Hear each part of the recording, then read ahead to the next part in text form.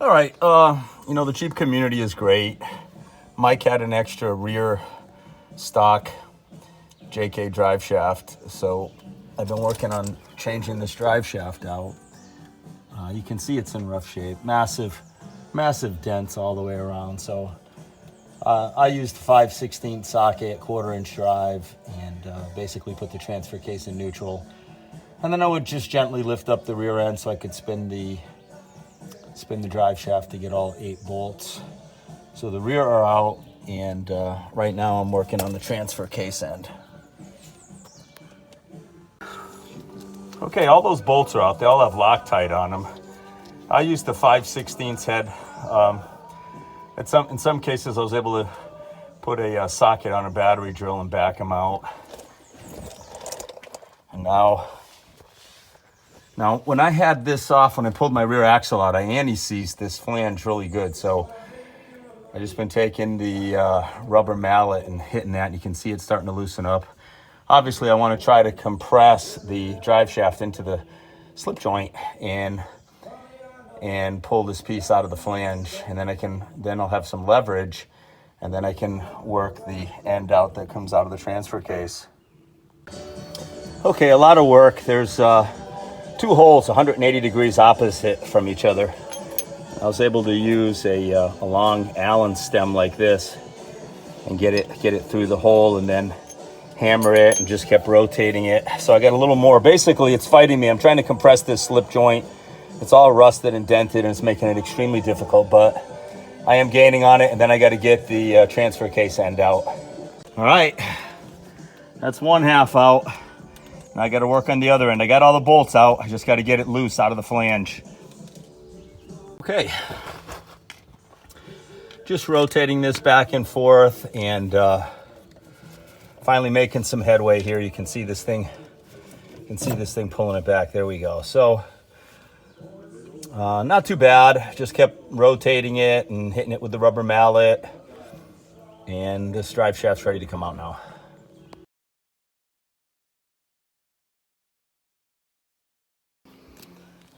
All right, look at this drive shaft. It looks to me like it's actually started to twist. Definitely really happy to change it out, but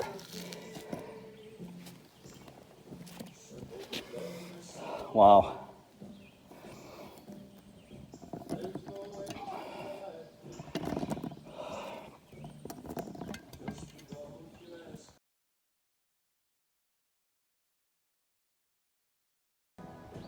Okay, the replacement drive shaft, it's in nice shape. You can see that it compresses on the slip joint nice and easy. The other one I couldn't make it move at all.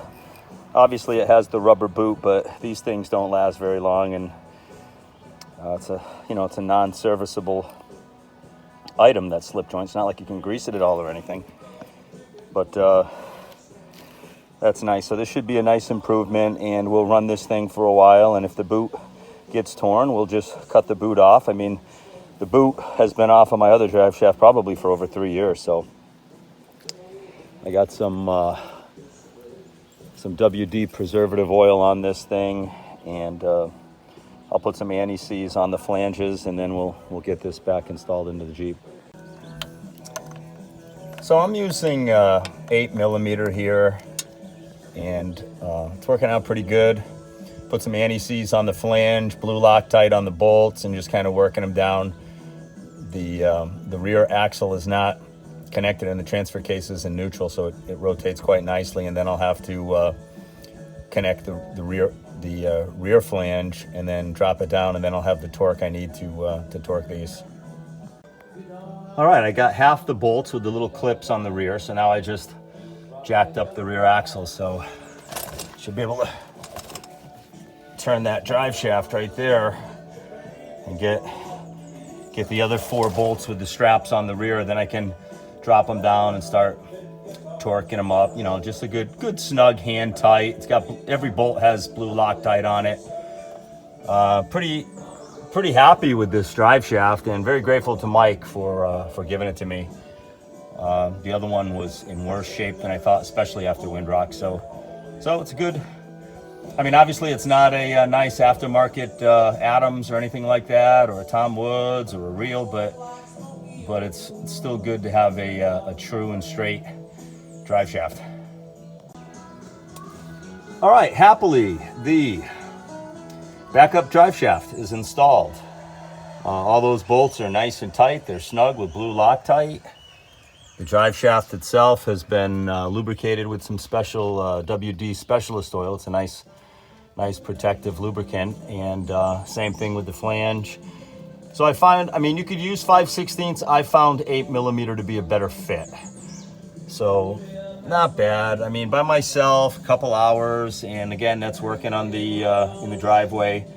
And quite honestly, the toughest thing is just getting the ends of the drive shaft to pop out of the flange. You know, you got to do a lot of tapping and working at it with a rubber mallet and so forth. So anyway, good job. Really happy to have this done. I did get a coat of paint on the tailgate, so that's drying as we speak, and a little bit at a time each day.